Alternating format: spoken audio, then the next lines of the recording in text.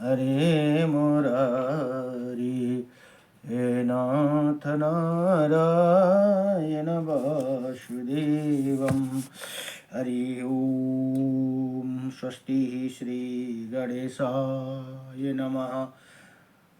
ओम श्री सरस्वती नमः। ओम श्री वेदपुरुषाय नमः। ओम श्री मातृपेत्र चरण कमलेभ्यो नमः। ओम श्री गुरु चरण कमलेभ्यो नमः। ओम समस्त पितृदेवता चरण कमलेभ्यो नमः।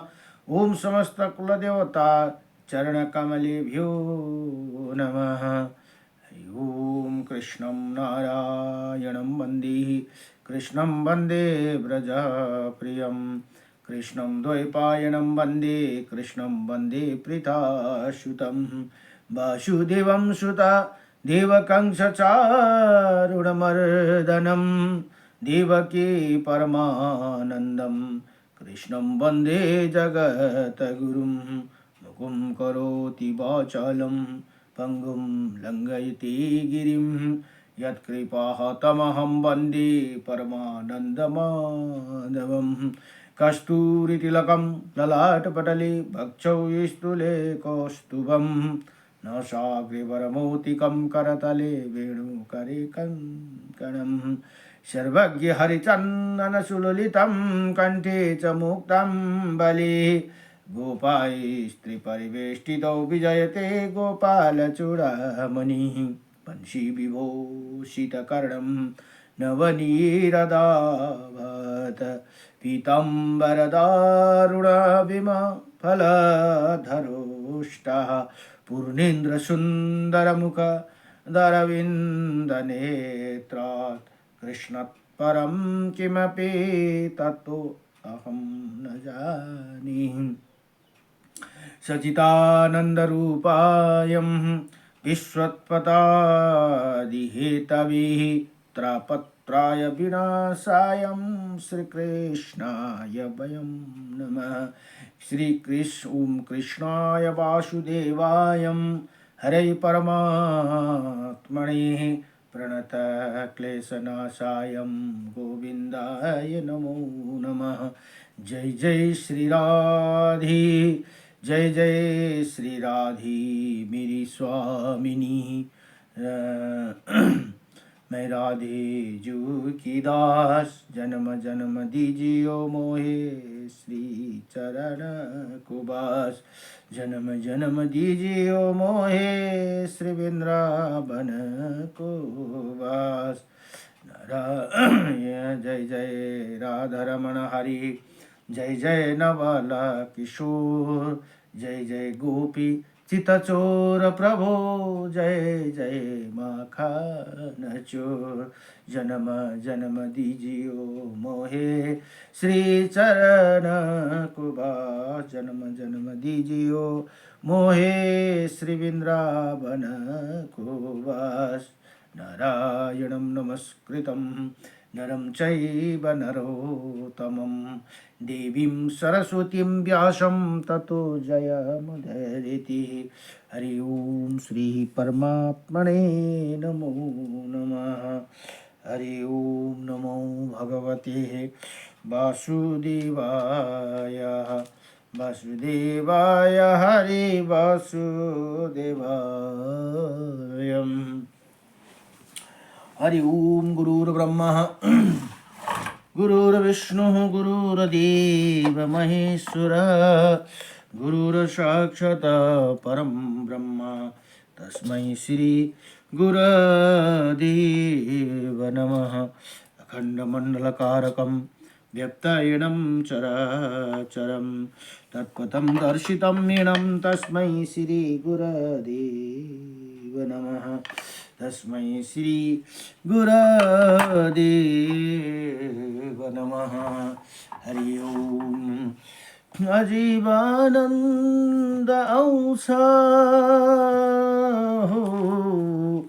अजीवानंद औषा गुरु को चरण में जीवानंद औषा गुरु को चरणमा सुख छैन यो स्वार्थी संसारमा आउँछ आनन्द गुरुको दरबारमा आउँछ आनन्द गुरुको दरबारमा गुरुको चरणमा गङ्गा यमुना सरस्वती नित्य बसिन् गुरुको चरणमा गङ्गा यमुना सरस्वती नित्य बस गुरु चरणमा सात समुन्दर प्रकृति मुस्कुराउँछिन् गुरु चरणमा सात समुन्दर प्रकृति मुस्कुराउँछिन् गुरु हृदयमा ब्रह्मा विष्णु गुरु हृदयमा ब्रह्मा विष्णु शिव गुरु गुण गाउँछन् ब्रह्मा विष्णु शिव गुरु गुण गाउँछन् सतगुरुकै अमृत बानी आत्मालाई मोक्ष गराउँछन् सतगुरुकै अमृत बाणी आत्मालाई मोक्ष गराउँछन् सुख छैन छैन यो स्वार्थी संसारमा आउँछ आनन्द गुरुको दरबारमा आउँछ आनन्द गुरुको दरबारमा गुरुको दयाले बन्छ काम भक्तिले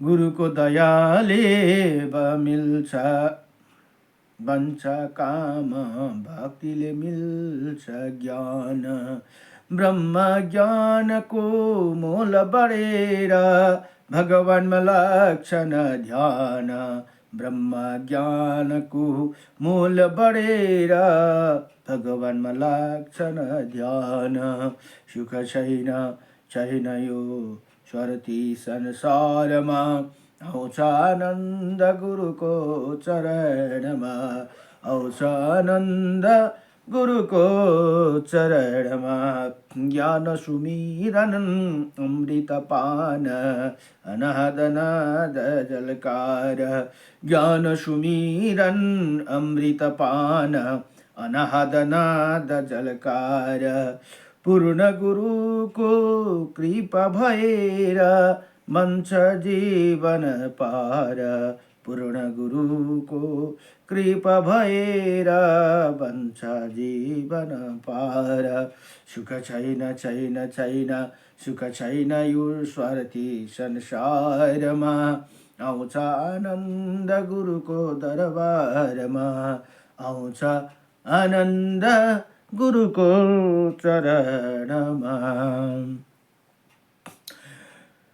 शङ्खं चक्रं सकिरीटकुण्डलं सपेत्रवस्त्रं शिरसारुहेक्षणं सहारवक्षं स्थूले कौस्तुभं श्रियं नमामि विष्णु शिरसा चतुर्भुजं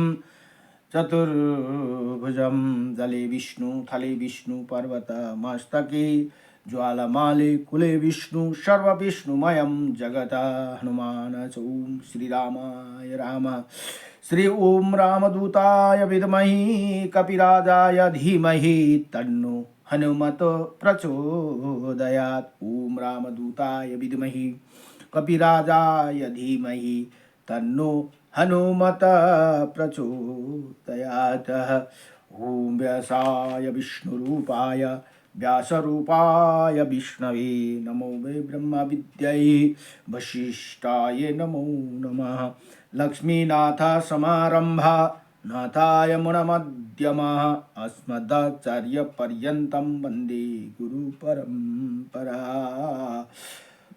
वन्दे गुरु परम्परा ओम गुरु गोविंदाय नमो नमः नारायणं परं ब्रह्म नारायणं परं तपः नारायणं परं देवः सर्वनारायणं सदा रामाय रामभद्राय श्रीरामचन्द्राय वेदसे श्रीरघुनाथाय नाथाय सीताय पतये नमः ओम जय जय राधा रमण हरि बोल, जय जय राधा रमण हरि बोल, हरि बोल, हरि हरि हरि बोल, हरि बोल, हरि बोल, बोल हरि बोल। अधरम मधुरम नयनम मधुरम मदनं मधुरं रसितं मधुरं नयनं मधुरं वसनं मधुरं मधुराधिपतिरखिलं मधुरं वर्णं मधुरं तरणं मधुरं वचनं मधुरम् अधरं मधुरं वदनं मधुरं नयनं मधुरं हसितं मधुरं हृदयं मधुरं गमनं मधुरं मधुराधिपतिरखिलं मधुरं वचनं मधुरं वसनं मधुरं चरितं मधुरं वसनं मधुरं फलितं मधुरं चलितं मधुरं भ्रमितं मधुरं मधुराधिपतिरखिलं मधुरं वेणुमधुरो रेणुमधुरा पाणिमधुरा पादै मधुरै नित्यं मधुरं शाव्यं मधुरं मधुराधिपतिरखिलं मधुरं गीतं मधुरं पीतं मधुरं भुक्तं मधुरं सुप्तं मधुरं रूपं मधुरं तिलकं मधुरं मधुराधिपतेरखिलं मधुरं करणं मधुरं तरणं मधुरं मधुराधिपतेरखिलं मधुरं शमितं मधुरं मधुराधिपतेरखिलं मधुरं गुञ्जा मधुरा माला मधुरा यमुना मधुरा वाची मधुरा सलिलं मधुरं कमलं मधुरं मधुराधिपतिरखिलं मधुरं मधुराधिपतिरखिलं मधुरं गोपी मधुरा लीला मधुरा युक्तं मधुरं मुक्तं मधुरं दुष्टं मधुरं शिष्टं मधुरं मधुराधिपतिरखिलं मधुरं गोपी मधुरा गावो मधुरा यष्टि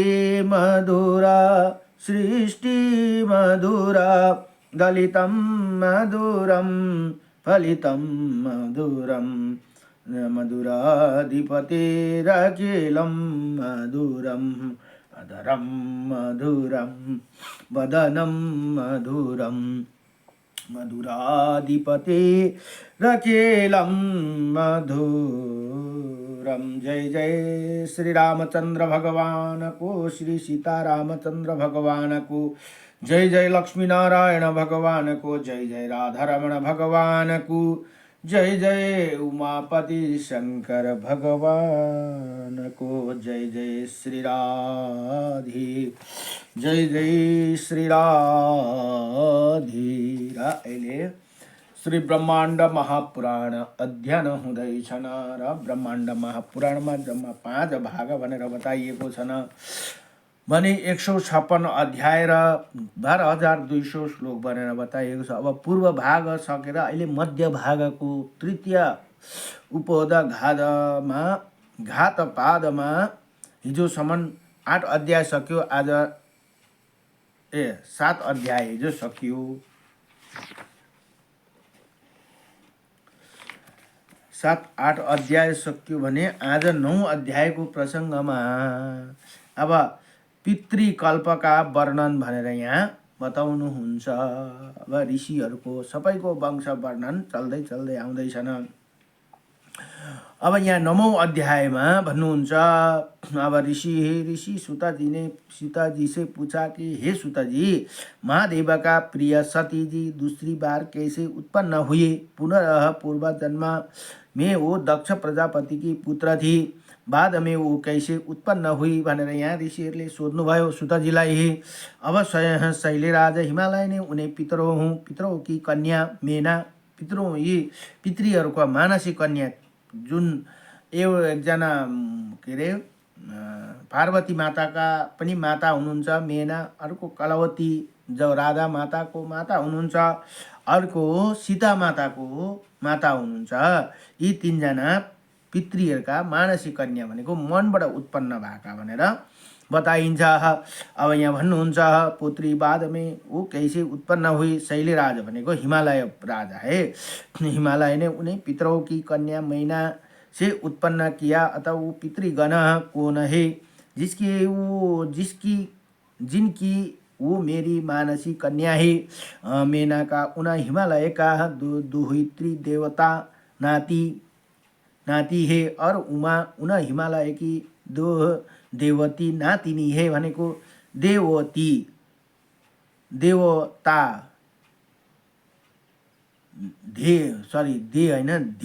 देवता भनेको नाति अरे दोहोत्री देवता और उना देवती भनेको नातिनी। ये जो उमा तप काल में एक पत्ता खाकर जीवन जीने वाली तथा एक पटला थी। नदियों में श्रेष्ठ गंगा उनकी पहली संतान है। इसी सब ने हमने पहले ही बता दिया, आपका कल्याण हो। हम श्राद्ध की विधि को सुनना चाहते हैं तथा हे पितृगण कौन है? ये किसके पुत्र है? किस कारण इनके वंश पितृ का नाम से विख्यात है भनेर यहाँ यसरी अब सोध्नुहुन्छ अरू ऋषिहरूले सूतजीलाई। तथा किसी प्रकार ये उत्पन्न हुए, उनका क्या नाम है? उनका स्वरूप क्यों है स्वर्ग में? ये पितर देवों के भी देवता है भनेर यहाँ भन्नुहुन्छ।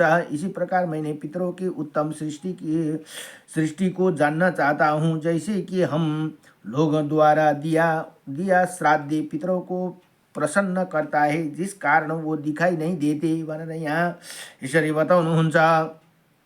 इसका क्या कारण है? स्वर्ग में कौन पितृगण निवास करते हैं और नरक में कौन निवास करते हैं? पिता के पितामह को तीनों पिंडदानों में नाम से और नाम द्वारा उच्चारण करके पितरों को कैसे श्राद्ध करना चाहिए भनेर यहाँ बडो दिव्य प्रसंग सोध्नुभयो। अर्थात पिता भनेको आफ्नो पिताजी, उस दादा भनेको आफ्नो हजुरबा, पर दादा भनेको कुप्री हजुरबा। और पिंडदान करते समय क्या उच्चारण कर श्राद्ध करना चाहिए तथा ये दी गई वस्तुओं पितरों को किस प्रकार प्राप्त होते हैं तथा वो कैसे श्राद्ध कर्ता को फल देने में सामर्थ्य होते हैं भनेर बडो दिव्य प्रसंग सोध्नुभयो। क्योंकि जब स्वयं ही नरक में है तब वो फल कैसे देंगे और वो पितर कौन नाम वाले हैं तथा हम फिर किनकी पूजा करें? देवता लोग भी स्वर्ग में ही पितरों की पूजा करते हैं, ये हमने सुना है। ये मैं विस्तार से सुनना चाहता हूँ। अतः हे सूताजी, आप स्पष्ट रूप से हमें बताइए। ऐसे ऋषियों ने सूताजी से कहा, सूताजी से प्रश्न गर्नुभयो भनेर यहाँ बताउनुहुन्छ। अब सूताजी ऋषि भन्नुहुन्छ, हे ऋषिगण, अब यहाँ जैसे मैंने सुना है वैसे जैसे मैंने समझा है वैसे अनुसार आप द्वारा पूछी हुई बातों का उत्तर दे रहा हूँ। प्रत्येक मनमंत्र में पितरों का कर्मशः ज्येष्ठ और कनिष्ठ, जेठा और कान्छा रूप में प्रकट होते हैं भनेर यहाँ भन्नुहुन्छ। दुईजना हुन्छन् अरे, जेठो र कान्छो हो। बीते हुए मनमंत्र में पितृगण देवों के साथ उत्पन्न हुए थे और जो इसी समय पितरगण विद्यमान है उन्हें दोनों को निश्चय पूर्वक बताऊंगा। श्रद्धा देव मनु इन पितरों की श्राद्ध क्रिया को प्रवृत्त करे। मनु इन पितरों की श्रद्धा क्रिया को प्रवर्तित करे। प्राचीन काल में ब्रह्मा ने देवों की सृष्टि की उन्हें, तो उन्होंने सोचा कि देवता मेरी पूजा करे। उनको छोड़कर फल की इच्छा रखने वाले वो देवता स्वर्ग में लिप्त हो गए। तब ब्रह्मा जी ने उन्हें श्राप दे दिया कि तुम सब मूढ़ तथा चेतनाहीन हो जाओ। तुम लोग कुछ भी नहीं जानोगे, पूरी तरह तीनों लोक में मोहवश हो जाओगे भनेर यहाँ ब्रह्माजीले यसरी श्राप दिनुभयो रे देवताहरूलाई। उसके बाद वो सभी देवता ब्रह्मा जी के सामने नतमस्तक हो गए और ब्रह्मा जी ने ये याचना करने लगे। प्रभु ब्रह्मा ने लोकों कल्याण की भावना से उन देवों से फिर कहा। ब्रह्मा जी ने कहा कि तुम लोग ने बहुत बड़ा व्यभिचार किया है, उसका प्रायश्चित करो और उसकी विधि अपने पुत्रों से पूछो। उसके बाद ज्ञान प्राप्त करो। उसके बाद प्रायश्चित करने की इच्छा वाले उन देवों को आत्मा को अपने वश में रखकर परस्पर अपने अपने पुत्रों से प्रायश्चित की विधियां बार बार पूछी ही। उन धर्मज्ञ और जितेंद्रिय देवपुत्रों ने देवताओं को वाणी से मन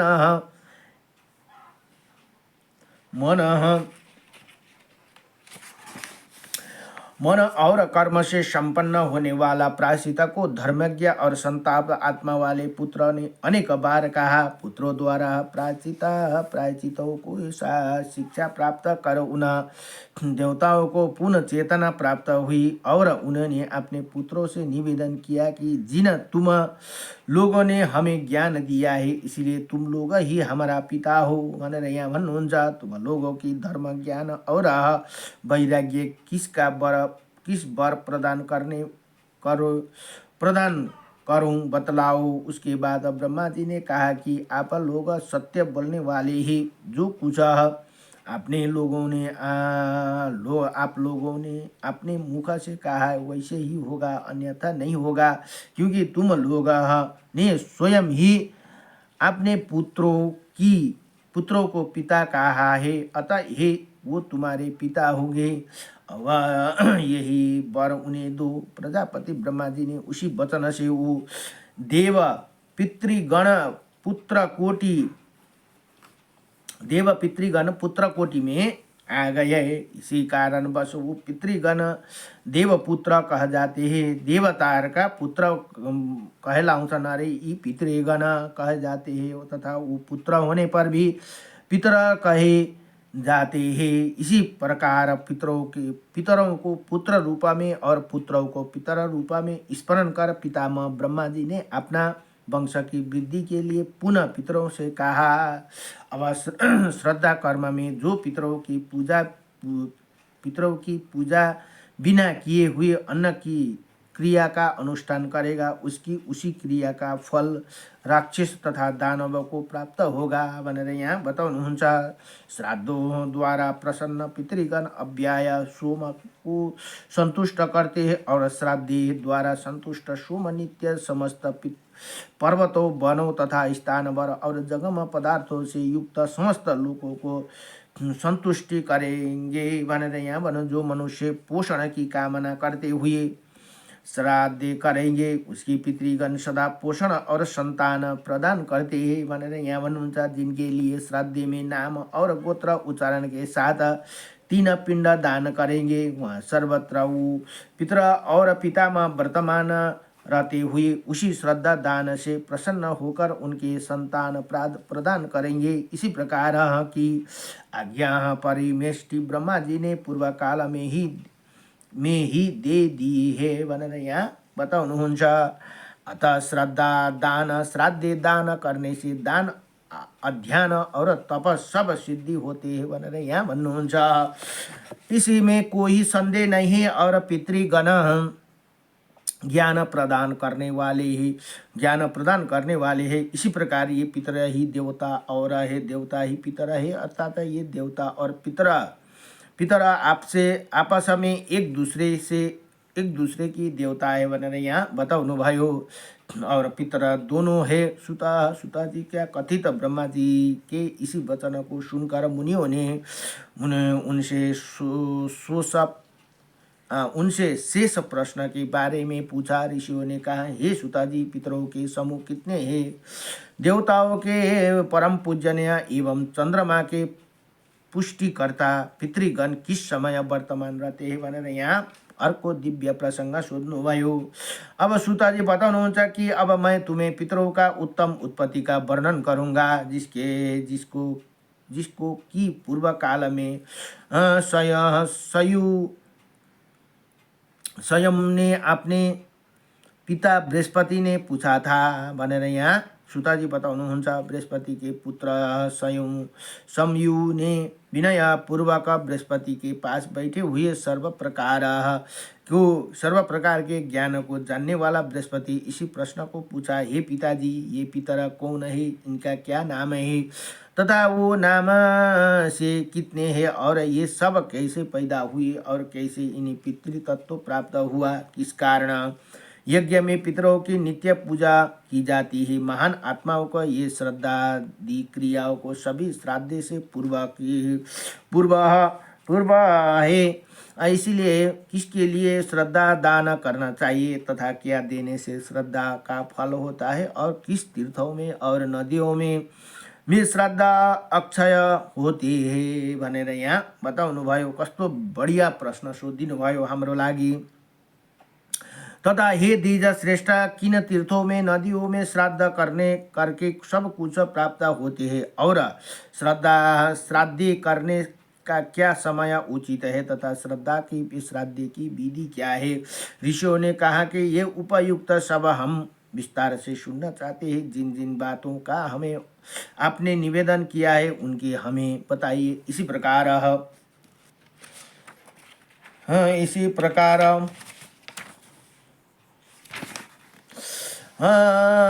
प्रश्न तत्ववेता सहमति बृहस्पति ने क्रमशः समयु के प्रश्न को उत्तर देना प्रारंभ किया। बृहस्पति ने कहा, हे पुत्र, जो बात तुमने मुझसे पूछी है उसे बतला रहा हूँ। तुम्हारा ये प्रश्न विनय, निया, गंभीरता एवं श्रेष्ठता आदि अच्छे गुणों से पूर्ण है। हे तात, जिस समय ये आकाश, अंतरिक्ष, पृथ्वी, नक्षत्र, दिशाओं, सूर्य, चंद्रमा, दिन,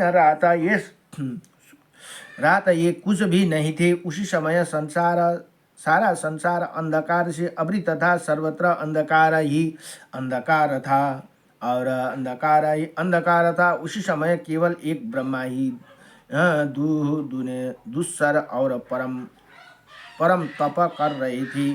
पिता बृहस्पति की बात सुनकर सदा सब वेद और व्रत में स्नातक सब ज्ञानियों में श्रेष्ठ समयु ने ब्रह्मा विद्या की ज्ञानी बृहस्पति से फिर पूछा कि पिताजी, ऐसे परिस्थिति में सभी भूतों के स्वामी प्रजापति ब्रह्मा किस प्रकार तपस्या में प्रवृत्ति थे? पुत्र के ऐसे पूछने पर परम तेजस्वी बृहस्पति जी ने कहा कि हे ताता, सब तपस्याओं में जो तप योग है उसी कोई भी उत्तम नहीं। उसी समय भगवान ब्रह्मा ने उसी योग का आश्रय लेकर लोगों की ही सृष्टि की थी। लोकचक्षु ब्रह्मा ने अपनी योग दृष्टि से भूत भविष्य लोक और वेदों का ज्ञान रचना उसी ही योग अमृत का सहारा लेकर की थी। जहाँ संतान का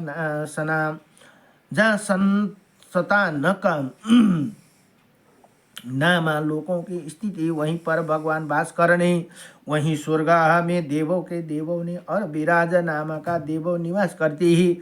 पहले सृष्टि के आदि में सनातन युग में तपस्या में लीन होकर भगवान ब्रह्मा ने उन्हीं देवों को उत्पन्न किया था।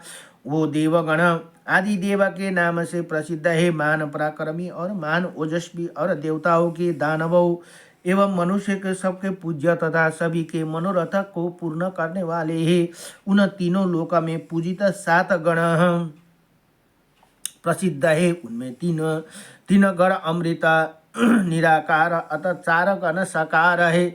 ये भाव शरीर अथवा निराकार 3 देवगण सबसे ऊपर निवास करते हैं। उनके नीचे वो 4 गण निवास करते हैं जो सूक्ष्म शरीर वाले हैं। अब उसके बाद साधारण साध्य गण देवताओं का निवास स्थल है, उनके नीचे पृथ्वी की स्थिति और ये लोक परंपरा है। और वो देवगण इसी लोका में निवास करने वाले हैं, उन्हें नहीं उनसे बादलों में उपस्थित होते ही बादलों से वर्षा होती है, वर्षों से अन्न की उत्पत्ति होते, उसके बाद उसी अन्न से लोगों को वस्तुओं की उत्पत्ति होती है, क्योंकि वो पितर लोग अपने योग बल से सोम एवं अन्न को दोनों की संतुष्टि करते हैं। ये पितृगण मन के समान वेगशाली स्वधा का भक्षण करने वाला, सभी इच्छाओं को एवं सुविधाओं को देने वाले है भनेर यहाँ बताउनु भयो। इन सभी ही पितृलोग ने युग को छोड़कर लोभ मोह और भय से रहित, शोक रहित एवं चिंता विहीन होकर सुंदर दिखाई देने वाला लोग को प्राप्त किया। ये दिव्य गुण युक्त पुण्यशाली महात्मा तथा निष्पाप होते हैं तथा हजारों युग के उपरांत और ब्रह्मावादी हो जाते हैं तथा पुनः योग के प्रकार प्राप्त कर शरीर को छोड़ निराकार होकर मोक्ष को प्राप्त करते हैं। हे महान योगा के बल के और अव्यक्त का परित्याग कर और महान योगा के बल से देह जाल को छोड़कर आकाश में उल्कापात की तरह क्षण में भी नाश को प्राप्त होते हैं। उसके बाद वो न कहने योग्य स्थिति को प्राप्त होती है, जैसे कि नदियाँ समुद्र में मिलकर न कहने योग्य स्थिति को प्राप्त होती है। वो फिर नित्य प्रति गुरु पूजा आदि सक्रियों में लगे रहते हैं। उनके बाद श्रद्धा करने पर वो प्रसन्न होते, फिर योग अभ्यास में लगे रहकर पितृगण अपने योग बल से सोम की तृप्ति करते हैं, जिसके तीनों लोक की जीवित प्राप्त होते हैं। इसीलिए योग ज्ञानियों को सर्वदा यत्न पूर्वक श्रद्धा देना चाहिए, क्योंकि पितरों का योग बल है और योग बल से ही चंद्रमा का प्रवृत्ति है। चंद्रमा की प्रवृत्ति है चंद्रमा की प्रवृत्ति होती है। अतः श्राद्ध के अवसर पर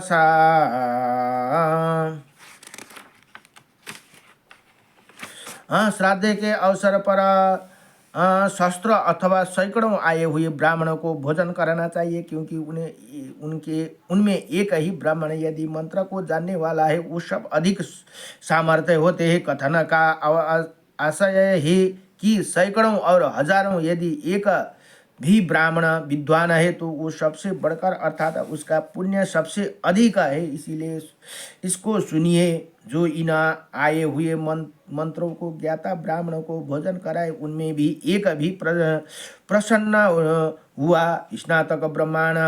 स्नातक ब्राह्मण हजारों मंत्रों को अधिक पुण्य फलदायक होते हैं। इसको सुनिए, हजारों मंत्रज्ञ ब्राह्मणों को 100 स्नातक को और योगाचार्य द्वारा जो भोजन किया गया वो महान भय नरक को रक्षा करते हैं।